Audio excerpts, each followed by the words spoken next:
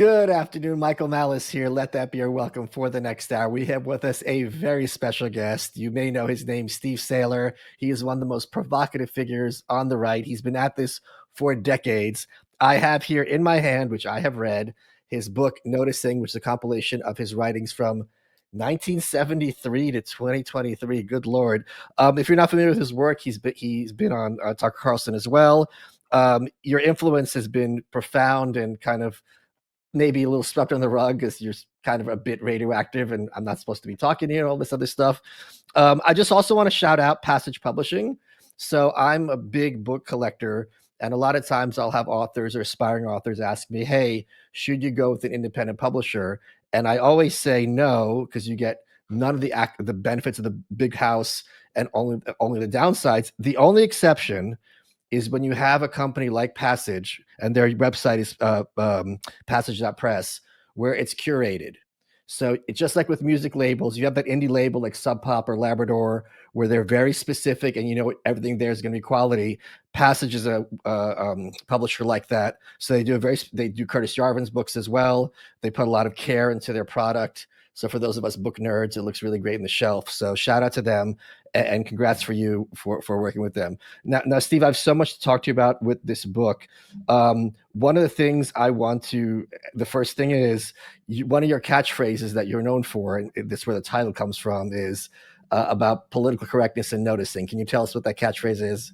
Yeah, probably 25 years ago, I started saying political correctness, because that was long before woke. That was what was around since about 1990. That political correctness is a war on noticing that, we live in a world of complicated, interesting patterns of subtle chains of cause and effect, of statistical patterns everywhere. And you're not supposed to notice them half the time. You get inculcated in learning what you're not supposed to notice, what you're supposed to act ignorant about. But why? It takes half the fun out of life. Yeah, what's interesting is a lot of people who are like these free speech warriors, like, oh, we need free speech, we need free speech. One of the points I made this with Gavin Akingus when I was in his show over a decade ago, is every culture has taboos. There are going to be certain things that you're not supposed to acknowledge. Now, the trickiness is how pervasive are these things that you're not supposed to acknowledge or talk about. I remember when I was in North Korea, which is obviously not a very free speechy environment, but it is free speech in a certain sense that if you don't talk about the government or politics, and it's pretty much free otherwise when you're talking to the guides. But that's a big line. But coming from being born in the Soviet Union, being raised in a Russian household, you're like, okay, don't touch that wire, but everything else is kind of on the table, which is kind of different in America, because woke or political correctness as the previous incarnation. There are things you don't realize are wrong until someone decides to weaponize it. Yeah, as we saw an enormous amount of over the last dozen years during the Great Awakening, not so great awakening to my point of view. But yeah, everything got weaponized all of a sudden. And, just mild observations that I've been making for years, like, wow, have you noticed, like, there haven't been any white starting cornerbacks in the NFL since Jason Sehorn in 2003? And suddenly it became like, crime thinker. Let's keep this guy under observation. So yeah, but I think in some ways, with the absence of a totalitarian state, this is a more effective and probably necessary way of controlling a population. Because if everyone's always on their guard all the time on any issue, you really have you've got that kind of worm in their head. Yeah, it's not Orwell's 1984 where secret policemen are paid to spy on you. It's instead we developed over that period sort of this junior volunteer auxiliary thought Yeah. police who were just really gung-ho about tracking down anything. Um, so like I went from 2013 to 2023 without ever being allowed to make a speech in public. Uh, I had various ones lined up at this conference or that conference, and then they get canceled on the grounds that uh, the hotel had heard from their local Antifa that there could be big trouble there, and what does the hotel want to get in trouble for? Right. Just it was a pretty dark time in the American Republic, and we'll see if that's over now. All of a sudden, we've gone through this giant vibe shift and so forth, but we'll see what the future brings. I don't know. Are you optimistic, pessimistic about the future of America at this point in time? I'm, I'm reasonably optimistic that the craziness of the last dozen years is kind of over. The craziness that peaked from 2020 into 2023 or so Yeah. with the racial reckoning, which just was a period of unbelievable socially approved racism, of racial hatred directed toward white people.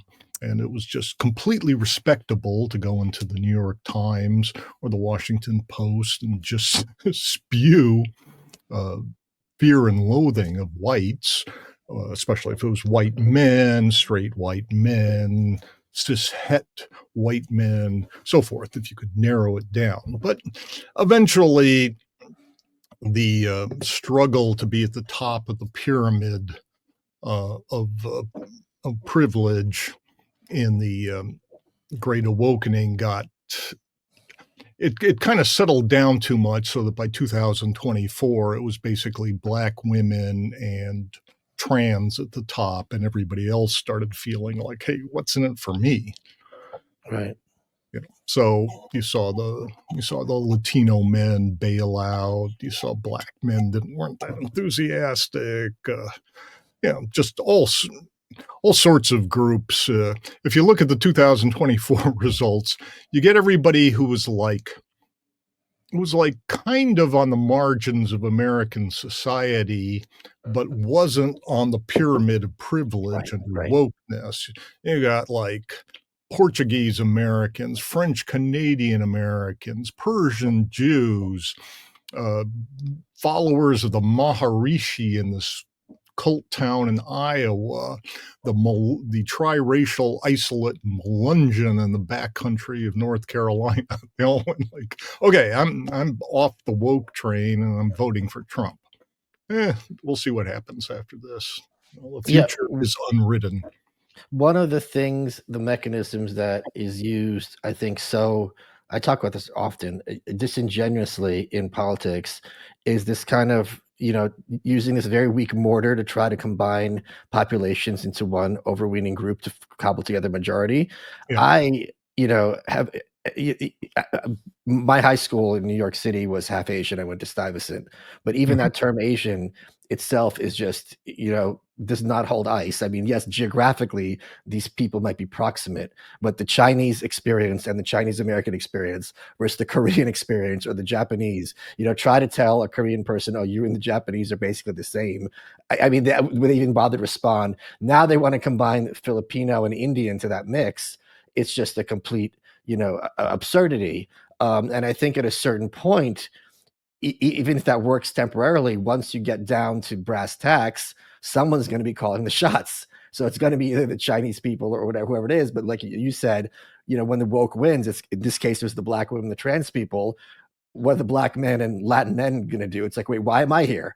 I was Yeah. supposed to be taking part of these winnings, and I'm not. Yeah. I mean, if you go way back to the 1970s, South Asians, there weren't very many in the country, and they were listed officially on the 1970 census as Caucasians, as part of this giant white group that also extended to North Africa and so forth.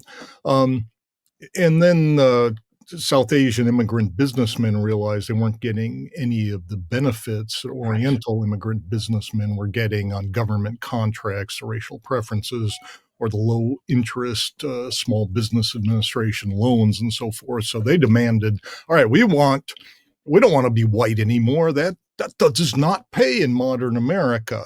So then the Carter administration came up with the idea of like, oh, okay, you can all be Asian. But ever since, all the West Asians and the North Africans have been complaining that they're stuck in the white category, and who wants to be white in 21st century America? So finally, the Biden administration announced we're going to have a Middle Eastern and North African category. And presumably they'll get the affirmative action benefits if affirmative action goes on, who knows? But nobody exactly seems to know who's in it. Armenians, maybe not. Israelis, yes. How about American Jews? Nobody seems to have asked that, which seems like the big question. Yeah. Well, I interviewed Jared Taylor for my book, The New Right, and he very famously said, "Well, they look white to me." Yeah. I mean, my view is on racial categories. Like 25 years ago, I sat down and really studied what the government was doing, and I was, just going to like pour scorn on how illogical they were. And then after a month of researching it, I went, these categories, they're probably good enough for government work. They're not that bad. But yeah, we could subdivide them more in the future. But that's, I was just writing about that because one of the ways that human scientists who study human ancestry, i.e. race, get in trouble is that the conventional wisdom is that the science has proven that there's no such thing as race. So the splitters among human scientists, who of course have to deal with the fact that there are racial groups that they can track and have different cultural and physical patterns to them, they go, oh, okay, we're totally against having a big category like Asians. What we should do is split everybody out into small little groups, like tiny sub-races like Japanese and Hmong, and that's not racist at all. Everybody's trying to stay employed these days and not get canceled. So, God bless them. Guys, there's plenty of skincare products out there promising to turn back time. How do you know they work? With OneSkin, there's no guesswork. Their products are backed by lab and clinical data and powered by their proprietary OS1 peptide. OS1 is the first peptide scientifically proven to target zombie cells. Those are the dysfunctional senescent cells that speed up aging at the cellular level. You can only find OS1 in OneSkin's moisturizers, sunscreens, and now in their latest product, OS1 Hair. This daily scalp serum tackles those same zombie cells, but instead of targeting lines and wrinkles, it combats the aging cells in your hair follicles to reactivate your natural growth cycle. It's perfect for anyone dealing with hair loss, thinning, or shedding, or if you just want thicker, denser hair.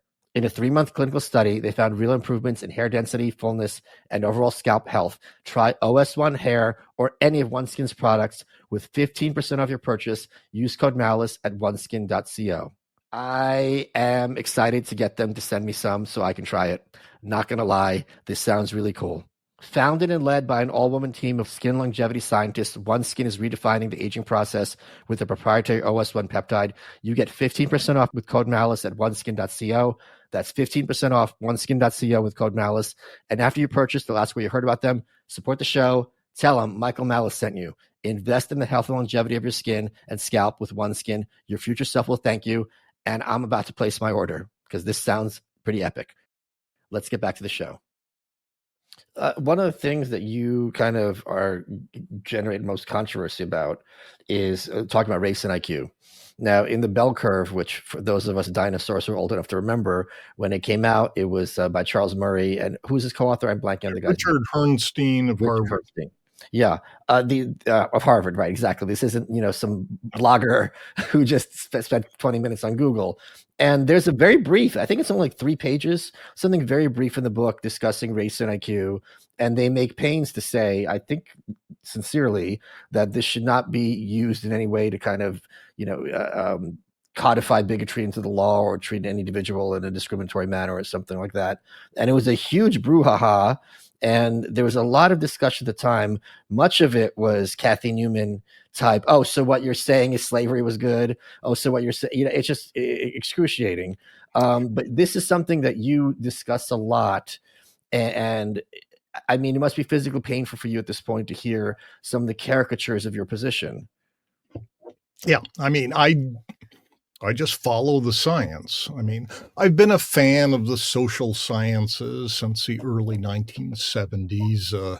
High school debate topic when I was 13 was how should public schools be funded? And then that got into all sorts of early 70s kind of revolutionary social science data that was overturning kind of the liberal orthodoxy when they actually looked at the data from the Coleman report of 1966 onward.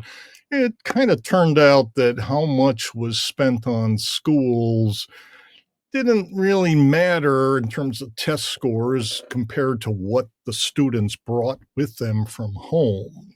Their upbringings, their parents' social standing, their genes probably.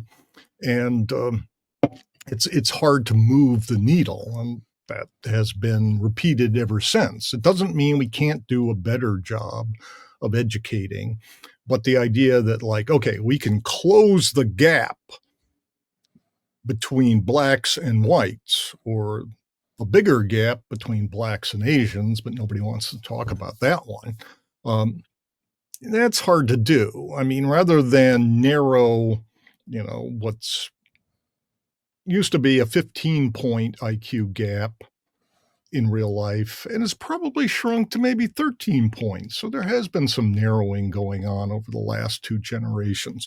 But that we can reduce it to 0, which has been this huge demand in public policy for my entire life, seems much more implausible than we could just push everybody up a little bit by doing a better job of education for everybody, as opposed to, okay, we need to push up the blacks and the Hispanics and hold down the Asians and the whites. That's not going to work. There's no way to do that. You can improve schooling for everybody. Right. You can't do it in a racially biased, anti-white fashion and get anywhere. We've been trying that lately, and the NAEP federal test scores have been plummeting, partly due to COVID shutdowns, partly just due to the shoddy lower standards of the racial reckoning era. One of the things that drove me crazy is, again, as I said, I'm at the Stuyvesant. And for those who don't know, Stuyvesant is a public school in Manhattan. And the only thing that matters is to get into Stuyvesant is you take a test, right? So the top tier of the test takers get into Stuyvesant, second tier get into Bronx Science, third tier get into Brooklyn Tech. Racial, ethnic, gender, colorblind. They have no idea who takes the tests. It's just you and your number 2 pencil, and that's Scantron. And it was causing results that people didn't like. And I remember Governor de Blasio, Mayor de Blasio, former mayor of New York City, was saying, oh, there's too many Asian kids because they're all getting tutors. And let me assure you, as someone who was there, these are first and second generation of Asians. These are bougie white kids with tutors. They were working at their parents' stores or dry cleaners, whatever they were doing to scratch by after school. They did not have tutors in that they just worked really, really hard. And it's very historically known in China, you take that test to the bureaucracy, that's your path toward future success in your family. And that they brought that over with them. And I think it's frankly commendable. So it was very, very gross to me to hear, all these, this is the American dream. You come over, you bust your ass, right? Your mom and dad have to do a shitty job. And then, okay, you have a government free education, and now you could go and flourish. but it's not about flourishing. It's this bizarre obsession with racial equality, which I don't understand who that serves. Yeah, I mean, Stuyvesant test-only admissions have been protected basically because it worked, and there's like an elderly generation now of Wait, I got to let me Jewish. interrupt because something else I just want to point Yeah, out. They would brag that there's like 60 languages spoken in Stuyvesant. So if you're for diversity, we were that. We were the UN. Whenever people came from other countries, the loudspeaker came in. Do we have someone here who speaks like Cambodian? And that kid was in the principal's office. So it really, again, was this leftist theoretical ideal melting pot. Sorry yeah. to interrupt you, but it just really And kind of it's been protected by an alumni association that's basically old, rich Jewish guys who worked in their parents' shop and scored high on the test and went to Wall Street and made a fortune, and just like it's supposed to do. And they're like, no, let's keep it the way it worked for me, and let's keep it the way it works for the new generation. I mean, there's also an exaggerated effect because there's so much affirmative action at the private schools in New York that, say you're a really smart black kid and you get admitted both to Stuyvesant and they'll give you a free ride to Dalton, where you'll go to school with celebrity kids and get invited to their second homes in Aspen for spring break. Go to Dalton, it's not as intense or hard, and you're kicked into the upper class of the United States. So yeah. that exaggerates why there's like 7 black kids at Stuyvesant each year and 1,300 Asian kids in each class or something. There's several dozen Stuyvesant worthy black kids in New York City who are going to ethical culture school or whatever. Yeah, it makes much more sense for them to go to Dalton because that's basically going to pre-Ivy Leagues. Yeah. So you're being inculcated into the highest elites of American culture. Yes, Whereas absolutely. Stuyvesant, although it's educationally very admired, it doesn't all present itself as like we're this kind of pre-elite. If you just take the class of Dalton and Time Machine and move them forward 20 years, you basically have the ruling caste in some ways. Yeah, yeah. So one of the other things that I have to ask, and I'm only being slightly tongue in cheek, because you are so fixated with numbers and statistics in this book, and there's a certain topic that you're really fixated on. Are you at all on the spectrum? Autistic, Aspergery? Yes. No, I don't think so. The reason I asked is you I talk just more. like numbers. I Well, was a marketing researcher in the 20th century. the I reason like I asked sports statistics. is you talk more about golf. What's the term? Golf, not golf Golf club. course architecture.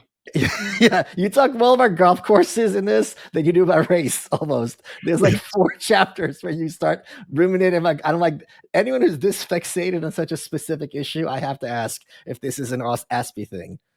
No, it's an actual field of aesthetic inquiry. Sure. And there are websites and discussion boards devoted to, okay, they're renovating the 13th green at Marion and they're converting it to a Biarritz, and it's 85 guys jump in and have strong opinions about what Tom Doak or Crenshaw and Coor would have done with that, compared to Hugh Wilson's intentions in 1912. And it goes on, and there's coffee table books and websites galore. It's 5% of the golfers in America are really interested in golf course architecture as sort of as an art form.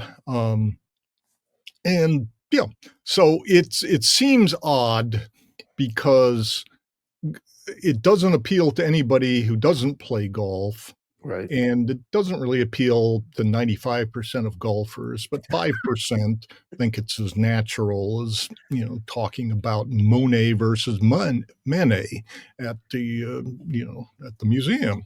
So, that's something I've long been interested in. Okay. Unfortunately, when in high school, I was like, I should be a golf course architect, but I never had the three-dimensional mentality. I can imagine things in 2 dimensions fine, but the third dimension, which is what you need to design fascinating greens, is just beyond my mental capabilities. Let's So, talk a bit about IQ, and because there's a lot of, I think, muddying of the waters on the topic in the subject in the media and in our culture. And these are going to be very basic questions for you to okay. answer. But one of them is, how can IQ tests be legitimate? There's different types of intelligence, and no test can measure them all. Yeah. No, that's very true. I mean, let's take a quasi uh, IQ test, the SAT, or also the ACT for getting into college. The SAT has a math section and it reports a verbal score. The ACT does the same and adds science. The SAT tried adding a third writing score, and then people got kind of bored with that. The colleges went, that's not helping us that much. Why waste the time and money on that? Um, the the military, when you go to enlist in the United States Armed Services, they give you a 10-part test called the ASVAB, and some of the parts are super precise, like how much do you know about repairing trucks? And they're very interested in that because if you already know that, they can just skip you ahead a year in training and get you to work. But the big thing is there's an inner core of it of 4 SAT type tests called the AFQT, and you got to score by law. You have to score at the 10th or higher percentile to be enlisted at all. And most times, when they're not absolutely desperate, you have to be at the 30th percentile. And when the economy's bad and there's not a lot of fighting going on overseas, the Air Force and the Navy usually demand the 50th percentile. So basically a 3-digit IQ. So the four AFQT tests sort of serve as an IQ test of general trainability. The military has had the Rand Institute check this over a million times over the last, going back to 1917. They've been working on this, and Yeah. yeah, it pays off very much. You need people who are generally trainable, that these 4 IQ like tests do a good job of measuring. And then you're very interested in what else they can do already, like repair trucks. Um, I had a argument on Twitter, and I would love to see you be the adjudicant of this dispute. I had asked, because I think when people hear 100 IQ, they obviously have very different ideas of what that actually means, and I think it's much lower than people think to have a 100 IQ. And the question I had is, do you think that someone with a 100 IQ could become a medical doctor in America?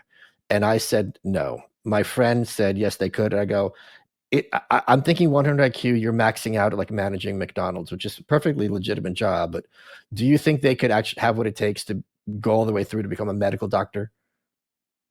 Um, all right, they're a perfectly average American. Um, Probably it would be tough, but if they're super hardworking and they're really good at memorizing, and they've got a few other advantages, yeah, they probably could. Uh, Really? yeah, I think, I'm underestimating 100s then. yeah, the average person is pretty good at his job. People, if you put people to work for several 5, 10 years and train them intensely, they can get pretty far. But you know, you probably, if you have a 100 IQ doctor, you probably need to go like, yeah, I need to manage this guy because he's going to be fine at renewing my prescriptions. Right. And if I bring him, if I bring him here are my symptoms and here is what I think it is, I could probably talk him into writing me the prescription that I want. But he's not Dr. House MD. You're not going to bring him some exotic symptoms and he's going to go, yes, we saw that case in 1877. Nah, that's not going to happen. So, there is a lot to be said for managing your doctors. I can remember having this horrible cough many years ago, and my doctor would go, I don't know what it is. And then my wife heard that whooping cough is going around. And so I went to the doctor and said, I think it's whooping cough. And he goes, no, whooping cough's extinct.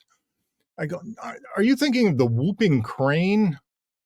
And because here's an article in the LA Times saying we've got this whooping cough epidemic and we should take these antibiotics. It's like, all right, sure. You can have the antibiotics if you think it'll help, and cured it the next day. So wow, there's a lot to be said for managing your doctors, but it's also harder for people under 100 IQ. I also do want to point out, because nice to have a smart doctor. We do want to not have fake news in the show. The whooping crane is not extinct. No, they were on the brink, and now they're up to 911 birds. So let's think, because that's great. Yeah, I'm a sight reader, so rather than a phonics reader, so I usually just look at the first few letters in words and phrases and make a guess. So yeah, whooping cough, whooping crane, all that stuff kind of blends together in my mind. Folks, you might not know this, but I have over 300 plant species in my house. I had to bring in one of my trees over the winter, one of them from Madagascar. And I'm a big fan of fastgrowingtrees.com. They're the biggest online nursery in the US. They've got thousands of different plants, over 2 million happy customers. They have all the plants your yard needs: fruit trees, privacy trees, flowering trees, shrubs, so much more. Whatever plants you're interested in, Fast Growing Trees has you covered, so you can find the perfect fit for your climate and space. And Fast Growing Trees makes it easy to get your dream yard. Order online, get your plants delivered directly to your door in just a few days without ever leaving home. I like the sound of that. Their Alive and Thrive guarantee ensures your plants arrive happy and healthy. Plus, you can get support from trained plant experts on call to help you plan your landscape, choose the right plants, and learn how to care for them. Having plants in your house and outside is really a fun thing. You can watch them grow. It's just exciting. And a lot of them are really easy to take care of, and the website will help you out navigating that situation. The other thing I really like about them is the selection. Yeah, you go to those box stores, but I'm telling you, they've got cool stuff in there at the same price, so that you'll be able to stand out from your neighbors, and they'll be all jealous, as mine are, and I can't really blame them. This spring, they have the best deals for your yard, up to half off on select plants and other deals. And listeners to our show get 15% off their first purchase when using the code WELCOME at checkout. That's an additional 15% off at fastgrowingtrees.com using code WELCOME at checkout, or just go to fastgrowingtrees.com/welcome. It's that easy. Now's the perfect time to plant. Spring's here. Use code WELCOME to save today. Offer valid for a limited time. Terms and conditions may apply. Let's get back to the show. Here's the other question people have is there, how do you know, or how do we know that there is a genetic component to intelligence? Isn't that just pseudoscience? We don't know for sure. But what did Damon Runyon like to quote? The race isn't always to the swift, nor the battle to the strong, but that's a way to bet. Right. It's possible that somebody someday will come up and go, wow, we figured it all out, and there was actually this environmental nurture factor that no one had ever measured before me, and I've measured it, and it proves that all you have to do is give this one micronutrient to pregnant women and they'll all have the same IQ babies or something. So it's not genetics all. Could happen. uh, the people who figure that, yeah, genetics plays a substantial role in IQ, they've been working their way down through a series of tests over the last 100+ years to try to see if the theory that genes matter in IQ can be falsified. It's hard to prove it, but as Karl Popper, the philosopher, said, that in science you can falsify things. So, like around 2019, there were two studies done um, of these magnificent new databases where the government gives huge amounts of money to recruit 10,000 young people and then just do all sorts of crazy stuff on them, like do DNA analysis, brain scans, give them IQ tests, and so forth. And so both of them uh, have been subjected to analysis of a question that people have been wondering about since the 1920s. Margaret Mead was involved in the discussion back then, and she pointed out uh, that trying to see if racial admixture and IQ correlate by looking at people and going, hey, looks pretty black, not so black, pure white, we don't know about that guy. Let's see if their IQs, correlate. It was too weak by the methodologies of the time, that we needed a real way to measure genealogy. And now in the 21st century, yeah, we do. We have all these great DNA scans, and you can find out, to the decimal point, what your percentage of different ancestries are. So they did that. For these two different databases, the Philadelphia Neurodevelopment and the Adolescent Brain Cognitive Development, ABCD. The latter is like a $500 million study that the government has been funding. It's absolutely magnificent. And then they looked at their DNA and said, okay, here's, this person is 95% black, 5% white. This person is 70% black, 30% white. Their parents call both of them African American, and so forth. All right. How big is the IQ gap? All right. Between like 5% and 30% white among African American, it was about 3 points. The person who was 30% white averaged about 2.5, 3 points higher. That's really pretty small, and it's hard to notice in real life. It's why we have arguments over it, and people have different opinions on it. On the other hand, the way the racial distribution of traditional African Americans and traditional white Americans works is most African Americans are in the range of 2% white to 35% white, or something like that. There aren't a lot who are 75% white.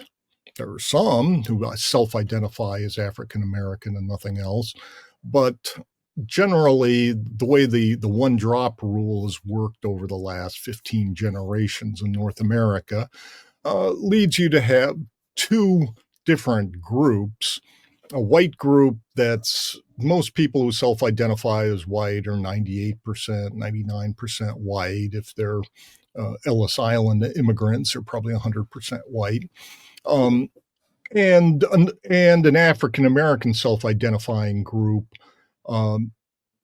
where most of the people, most of their ancestors were also self-identifying African Americans. So if you lay out all the numbers, yeah, it turns out that racial admixture is measured genetically accounts for a majority of the variation in IQ among these people. Now, is that proof that IQ causes the racial gap?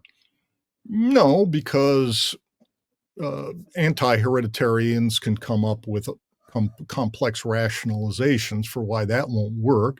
But it is true that the hereditarian theory has twice dodged major bullets that people have been talking about doing for the last 100 years over the last since 2019. It's survived attempts to falsify it. So, that's probably the way to bed, as Damon Runyon would say.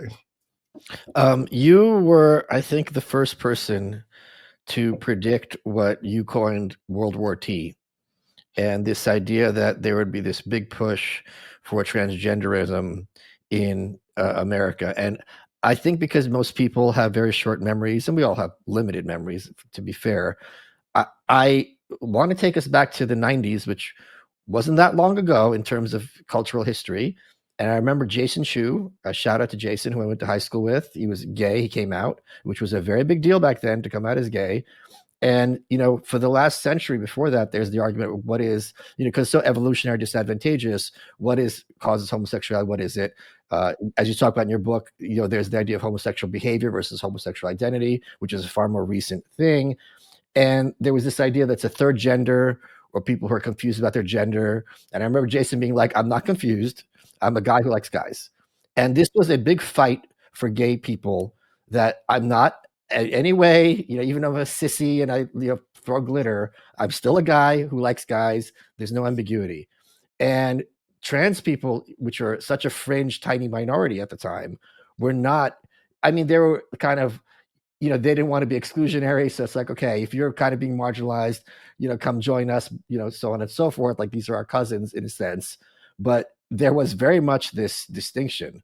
And they were far lower, much more marginalized, a guy who's walking around, trying to be a female than a gay man, even when gay men were kind of on the margins. And now, this has been like the most, I don't think you've seen anything like this either, how quickly, especially such a small population, has become the central issue. Can you walk us through how you saw this coming and what you think caused it?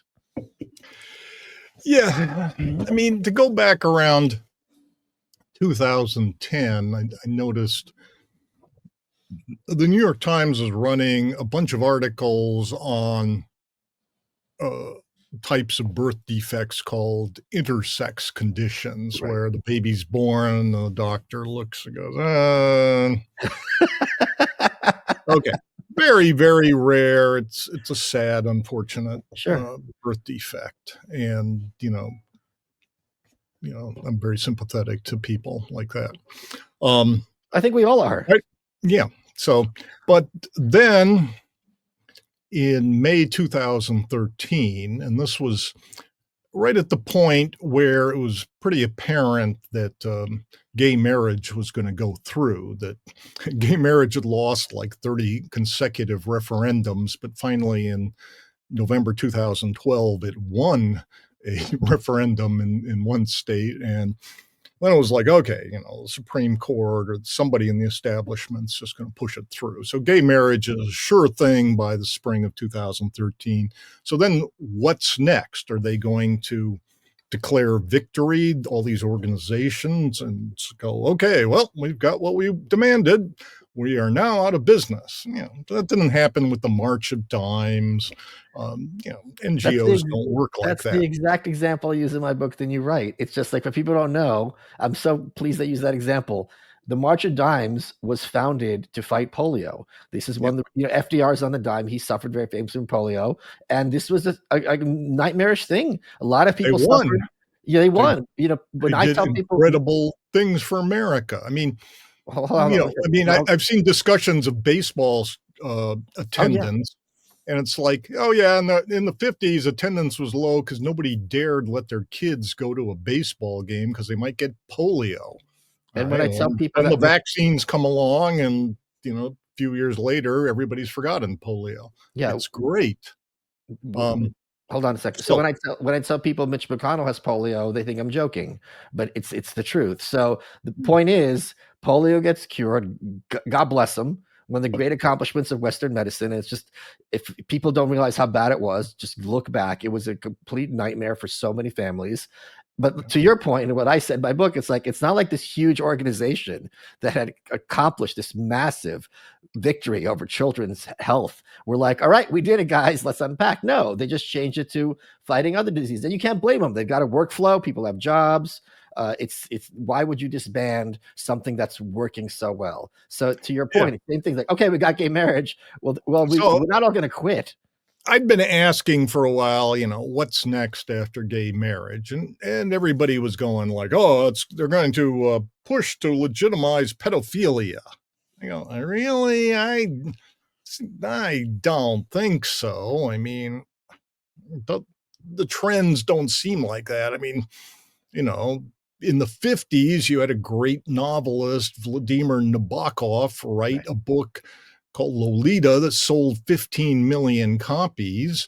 And today, nobody's going to ever make another movie version of it or something. People are like, yuck. So what's this going to be? And so in May of 2013, I read this huge article in the New York Times, and it's all about an MMA fighter called Fannin Fox. Fallon Fox, I And the think, point isn't of it the Fallon? article is that Fannin Fox, who used to be a man, is horribly being discriminated against because Fannin Fox isn't being allowed to beat up women for money. Right. And reading going, that's like the worst candidate possible. What, they've moved beyond the intersex baby, and now they've got the MMA, the X-Man who wants to crush women under his under his chariot wheels in the Right. MMA ring. Uh, but everybody else went, oh wow, that's discrimination. Yes. And then it just kept building and building for the next 2 years. And then you had the Bruce Jenner whoop-de-doo in the middle of 2015, which was exactly the same time that it was discovered that a white woman named Rachel Dolezal had been pretending Right. to be black. And that became the worst crime of all time. Whereas Bruce announcing, oh, yeah, when I was the world's greatest athlete, I was in 1976, I was actually a girl on the inside. And everybody goes, oh, yeah, of course, that makes all the sense in the world. I mean, something that I'd like to point out is that a whole lot of the most famous X-Men, the ones who were famous before they announced they'd always been a girl, are kind of examples of toxic masculinity run amok. I can recall in 2013 reading the Washington Post about somebody. I'm not going to mention the name because I knew this person in personal life a long time ago as the highest paid female CEO in the country. And I'm looking at the picture of this ugly woman. And I go, wait a minute, I know that guy. I went to MBA school with him. He was on my marketing strategy team for 9 weeks in 1981. He was the most arrogant man at the MBA school. Now, he had good reason to be arrogant. He was really bright. He Yeah. was a lot smarter than I was. But it was hard to get along with. On the other hand, he was kind of this kind of Aspergery Heinlein hero. He was like, he'd always tell me how he was going to make his fortune in outer space. This was in 1981. I'm going like, yeah, but isn't outer space kind of the government's realm and Right. so Right. forth? He goes, no, no, no. You just watch. So about 20 years later, I'm like, sending him a $25 check every month for satellite radio. Um, you know, then he invented a cure for one of the for some rare disease that was plaguing one of the several children he fathered, and then he announced he was a woman. Um, so you get a lot of these guys are kind of these science fiction hero types, and they're not the nicest guys in the world. They've got other traits. Sure. For some reason, they tend to have very high IQs. Nobody knows for sure. But what they've got is typically a sex fetish that a researcher named Ray Blanchard named autogynephilia that I'm not going to go into, but it's a male-only thing that happens around puberty. And our society has done a terrible job of explaining to moody, unhappy adolescent girls, all these Bruce Jenner types that you see on the Kardashians and so forth. And you think, oh, I can wake up someday and just realize I'm really the opposite gender.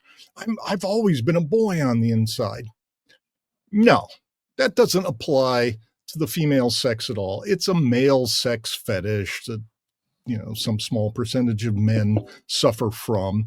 And they're just embarrassed to tell you about it, and they're really into their fetish.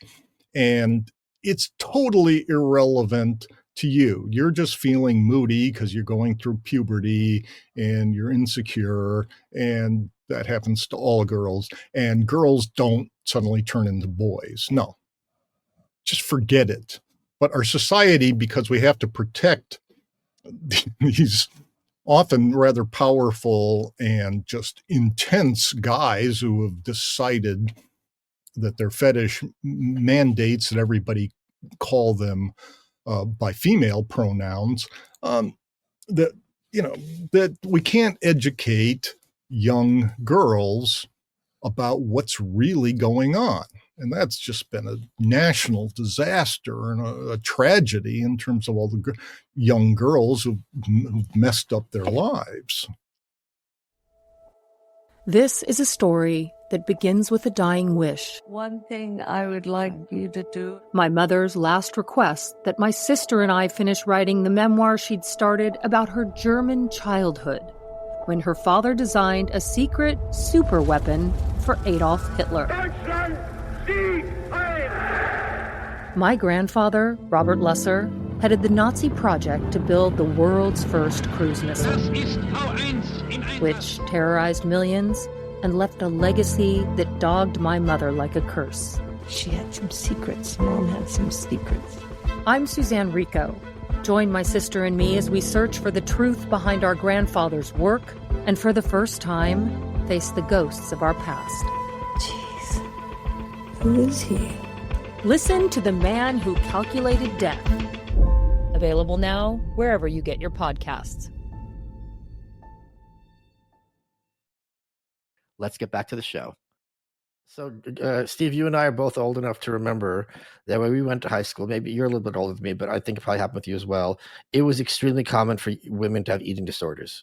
Like, yeah. I would say a huge majority, at least in New York, I can't speak for other parts of the country, of young teenage girls have a phase where they had anorexic or bulimia. It's not literally about eating. It's about control. It's about unwanted male attention. It's about a certain cluster of things, and they grow out of it. And it's an awful thing, but it was very, very common. But now that same cluster of things, instead of being, okay, I have an eating disorder, it's like, I'm uncomfortable with my body. I'm uncomfortable how I feel. I'm uncomfortable how people treating me differently, especially older men. I'm 14, 15. Adults are kind of looking at me and saying comments. You can understand how confusing and disturbing that is. Someone who's innocent and young, who just, maybe they develop early, something like that. It's mildly traumatic, I would say, depending on who it is. If someone's like an older father figure or someone you looked up to as a kid, and now they're hitting on you, it's going to screw with your head. But now all those young girls, instead of having that phase of eating disorders, are now going to be, oh, I hate my body. If you feel like you hate your body, this is what you're going to do. They're going to get on the testosterone. They're going to get double mastectomies. Those are things, unlike eating disorders for the most part, which are not reversible, which are things which have profound and long-term consequences. And they're not told this. They're not told, hey, maybe dress in like a guy for a month. See if you like it more. Put on a baseball cap. You know what I mean? Like, let's ease you into it rather than straight into like biological violent changes. I mean, surely you would agree that'd be preferable. Yeah, I mean, the world has had tomboys forever, right, of course. And the classic book from the 19th century, women. Yeah, that's right. The author's tomboy, Joe, and today it would be like, oh, you need a double mastectomy. Right. It's like, no, actually, you're a tomboy. Maybe that's just a phase, or maybe you'll grow up and be a lesbian. Fine. Knock There's yourself worse out. things. We'll see what happens. Right. Let's not do anything stupid right now. So yeah, like anorexia. I guess there's a famous story of how an American trained doctor moved to Hong Kong and then went on the media and announced, "I'm here to treat anorexia." And then everybody went, "What is anorexia?" And then he'd explain it. And there'd never been any anorexia in Hong Kong. But sure enough, the more times he went on TV to explain it, the more anorexics were showing up at his office. Yeah. I'm curious, there's something you said. My understanding was when it comes to trans women who are men who decide to transition to become socially female, that there are two populations. There are the AGPs, as you discussed them, which are men who have, and you're not allowed to talk about this ever, men who have a fetish of having intercourse with their female parts, which they obviously would not really have. But there's also people who have the gender dysphoria, who really are uncomfortable in their own skin and do perceive themselves as females. And from my understanding, the distinction is the first group date women and the second group date males. And that's how you could figure out which one is which. And it's the fetish ones who are the ones who are insisting on the locker room and all this stuff because they get off on being transgressive and forcing you to engage with their toxic masculinity. Yeah. I mean, I knew a little boy who was extremely effeminate growing up. I can recall on Christmas, once he was playing with all the girls and all the girl toys they'd gotten, and they said, one of the girls goes, "Hey, you're a boy. Why do you like girl toys?" And he goes, "Oh, I've always liked girl toys. That's just the way I am." And it's like, yeah, good for you. God bless you. And yeah, he'll probably, they tracked this question in the 1970s and they went like, oh, it's basically 80% of effeminate boys grow up to be a male homosexual. Some of them grow out of the gender dysphoria. Others, want to dress as a woman and so forth. It's, it's not a big issue for society in general. The AGPs tend to be the guys who the professor of economics who played quarterback at Harvard and so forth. These are all real examples of, people who've given me a lot of trouble over the years for kind of explaining like what's really going on with them. The computer science chip professor at Caltech, or, who's played big roles in the military industrial complex, stuff like that. And then they decide, okay, here's an example of somebody who didn't pull the switch. Ted Kaczynski, the Unabomber. Okay. He came down in his 20s with this AGP fetish bad. He wanted to have a sex change. Wait, hold on. Slow down, Steve Saylor. Look it up in the Washington Post. Wait. Ted, Steve Saylor's blowing my mind. The Unabomber is trans? No, but he thought very hard about it when he was a grad student in his mid-20s. He went to the doctor to ask for a sex change operation because he had all these fantasies sex fantasies about being a woman. And it was kind of taking over his life, and he thought he'd get relief if he actually became a woman, or fulfillment, sure, the other. But when he got to the doctor, he decided, no, I'm not going to do this. What I'm going to do instead is kill people. And, maybe it would have been better off if he'd had himself castrated. Yeah, like, is a woman really going to be capable of putting together a bomb? I don't think so. Well, if you have Uncle Ted's, extremely masculine math genius mind, the youngest, full-time math professor at various colleges. Did you and so know forth. that he got caught because of his autism? Did you know this? No. Oh, you don't know this? So Ted No, yeah. Kaczynski's autism is what got him caught, because autistic people tend to, not all, not universally, just calm down, everyone. They're bad with idiom. They're bad with slang. They take things literally, right? And he would hate the expression, "You could eat your cake and have it too," right? Because it's in reverse order. So he would always say, "You could have your cake and eat it too." That makes more sense. And the Unabomber used that in a letter, and his brother's like, "Wait a minute, my brother had this weird fixation on this phrase," and that started the chain of events. Yeah.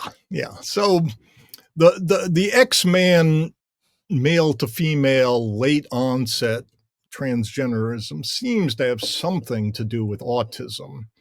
It's why it seems to appeal to science fiction fans. I mean, Robert Heinlein, started to write transgender sci-fi stories in the late 50s. I don't know if he was interested in himself or as kind of a fan service. He spent a lot of time studying his readership. So yeah, it seems to be tied into autism. Now, the issue, I mean, with autism, we've expanded the definition so much. I don't know. I used to use the term nerd all the time. And one thing I want to point out is I don't recall a real classic full-blown nerd and ever meeting one until I was a sophomore in high school. Right. And then this guy showed up and he was brilliant. He went to Caltech for a semester and flunked out because he was incredibly ornery. And all right, so he'd do things like on history papers, he refused to use base 10 for dates. He'd use base 8. So he'd go, the Declaration of Independence was signed July 4th, 2326. And it just drove Brother John Dobrogowski crazy. But, so that was like the first true full-blown nerd I'd ever met. And that was in 1973. So, yeah, I don't know, like, is nerdism getting bigger? Is it tied to transgenderism? Yeah, probably. It's hard to say though, because the definitions keep expanding and now it's real fuzzy. There's a movie made about my mentor, Harvey Pekar, called his comic book series called American Splendor. There's a movie. Oh yeah, I saw it. There's a character in it, Toby Radloff, who's a real person, who's played by Judah Friedlander, stand-up comedian Judah Friedlander. And when Judah comes out the first time in the movie, he's as Toby. You're sitting there and you're like, okay, this is just a grotesque caricature. You're being mean. Then Toby comes out. You're like, oh, Judah toned it down, right? And the whole thing, Toby's like, I'm a genuine nerd. That was his shtick in the 80s. He was on MTV. He'd have a button, genuine nerd. Years later, of course, he's on the spectrum, very heavily on the spectrum. It's understood. And there's a story Harvey told me, which was so funny. I don't know if I could do the Harvey voice, where Toby came out to people as gay, right? And Harvey's like, that I can't do the voice. He goes, this guy's a Martian. And we were so glad he didn't want to have sex with trees. And we're like, oh, you're just gay? Woof, what a relief. Yeah. Folks, head over to malice.locals.com, where Steve took questions from supporting listeners. For folks who want to pick up Steve's book, it's called Noticing. You can get it at passage.press. Steve, how else can people support your work and learn more about your thing? Okay. There's an audio version coming out maybe this week. Should be available. Did you record it? Yeah. Good. I mean, I'm not the best narrator, but I know what the jokes are in my. Yeah. It won't take too long to explain to a professional. So yeah, I think it seemed to sound pretty good. So that'll be out. I guess it'll be on Audible and the usual sites. I don't really know anything about audiobooks. Same price as a paperback, $30. Also, I have a Substack, and it's doing pretty well. I've had it for the last 10 months. stevesaylor.net.com was already gone, so it's Steve Saylor. Saylor is spelled Sailer. So Steve Saylor, one word, period, net. And you can get some stuff for free, and you can subscribe to get all the real good stuff. So I'd encourage you to check it out. I try to post about a half dozen times a week on it, so it's quite active. Steve, we're running out of time. What has been your favorite part of this interview? Well, it's been a lot of fun. No, I mean, great questions, and probably the Ted Kaczynski, cake and eat it 2 story is great. You are welcome.